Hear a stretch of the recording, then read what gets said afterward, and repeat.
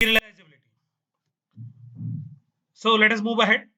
What we have seen in previous video was that this schedule 1 was a serial schedule, and if we convert it into this something a non-serial schedule or a equivalent schedule, then the answer of third transaction sum a plus b was same.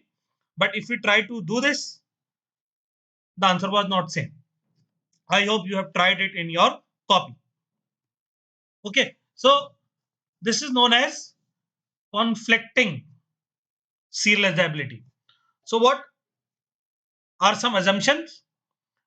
The assumptions are every transaction that executes, it should preserve the database consistency. Okay, so as you know, if you try to execute them in serially, then the preservance consistency is preserved.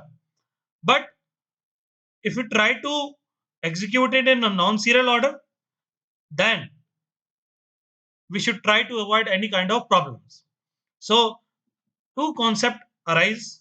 That is, number one is conflict serializability, and another is view serializability. To understand this, there are a few basic concepts. Number one, we will concentrate only on read and write operations, and the same assumption that whatever changes are done in database, they are first brought into RAM. Changes are done in RAM, then they are written into hard disk. Okay, so let us understand the concept of conflict. Now, what is conflict? See, what I have told you in this example, that if we try to execute this transaction till here, and after this line we try to execute instruction of this transaction. Okay, so what we are doing, we are delaying this execution. Okay, and so what we are trying to do, we are trying to swap their execution. That first of all, after this line, this will be executed, then this will be executed, so that little bit of this transaction is also executed. So what is the rule that you can do this? The rule says that this and this, their execution can be swapped only if they are conflict equivalent.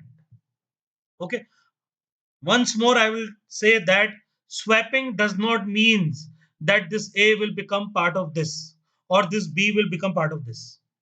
Swapping simply means we will delay this execution, and after this line we will execute this, and after that we will execute this. So these two instructions will be checked. Now if you note that, please listen very carefully. This is write b and this is read a. So here data item b is being written, and this is data item a. So are these two instructions in conflict? Let us see the answer. Two operations in a schedule are set to conflict only if following three conditions are true. Number one, they belong to different transactions. So obviously you can see that A and B, A and B belongs to different transactions. Next, they access the same data item. Now in our case, one of the data item is A, another is B. So this condition is false. So as soon as this condition is false, these all these becomes false, and the instructions are not conflicting. Okay, the instruction conflict only if all the three are true at the same time. Okay, so and at least one of them is performing right on the data item. Here don't confuse a with some value of a means it can be anything. It can be a b c d, it can be a b c. It simply means that the data item is common.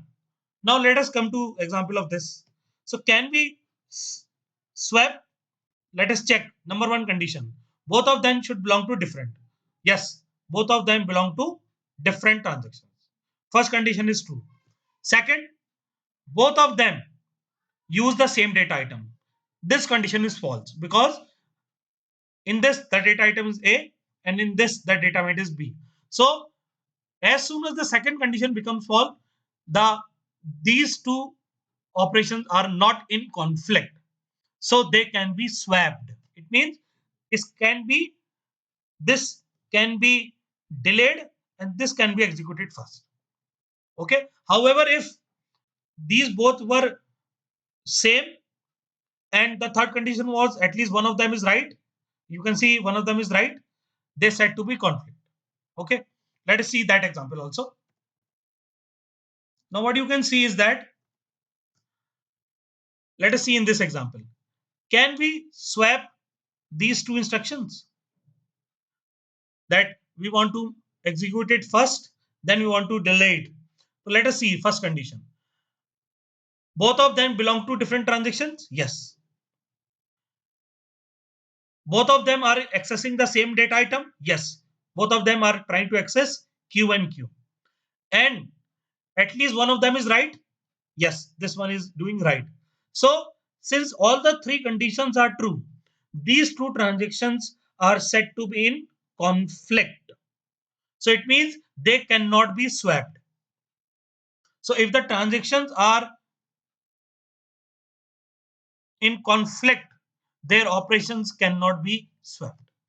Okay. This is the very simple meaning of this. Okay. So I hope you have understood that. Now, on the basis of which condition we can mix the instruction of a schedule so that some kind of concurrency is achieved. So what you can see is that, now let us take an example of again. Suppose this was T1 and T2 like this. Now if you try to swap them, that write B is here and read A. So let us check them. The very first condition you can see is false. That is, one is A and another is B. So these two do not conflict. So what we can do, we can break it a little bit down and we can take it a little bit up. Okay. Again, what happens? This B comes here and this read A is here. So again, it can be swapped. So it can come here. And if you try to do now A and B with this, again it can be done. So what will happen? After some time, it will become like this. Okay. So what we have done, we have tried to mix non-conflicting instruction. Now, now let us take this case. Now A and A both belongs to different transactions. Both are accessing same data item. One of them is right. So now they cannot be swapped. So what we cannot do now? We cannot bring it down and we cannot take it ahead. So what is this? This schedule is conflict equivalent to this schedule. I hope you have understood that this schedule, okay, is conflict serializable. It means we can execute it something like this, but it will give the same result as it is executing in a serial manner. Okay. Again, I will suggest take a copy, write the value, try to execute it, and try to understand this definition. These are three different definitions which I have collected.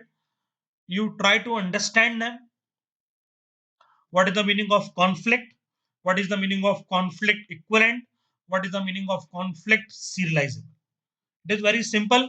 Just go through last three videos again and you can understand it. Okay. Pause the video, note down the definition, try to write it in copy.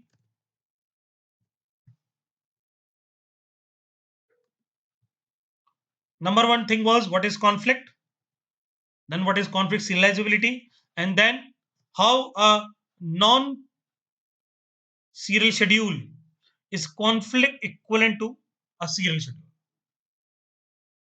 Okay. And how this cannot be further swapped. Thank you very much. See you in next video, in which we will see some of the problems related to serializability, because serializability is hard to check. So we will see a concept of locking.